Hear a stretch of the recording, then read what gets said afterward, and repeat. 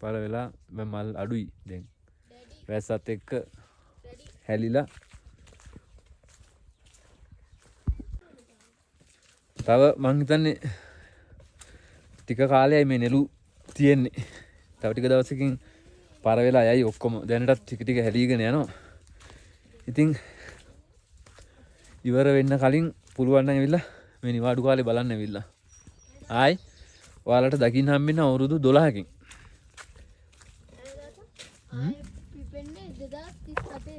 ඔව් ආයි අවුරුදු 12ක් කියන්නේ 2037 දී තමයි දකින්න හම්බෙන්නේ.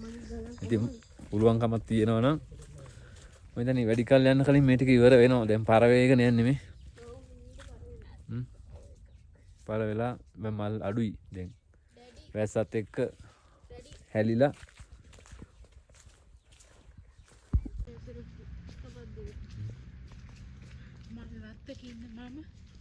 දැන් නම් මල් ගතිය පොඩ අඩු වෙලා තියෙන්නේ.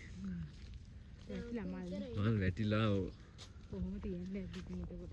ගොඩාක් පිපිලා තිනකොට පුදුම ලස්සන තියෙන මේ ඔක්කොම රෝස පාටට තියෙන්නේ ඉතින්.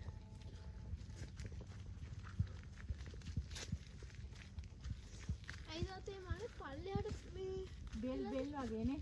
ඔව්.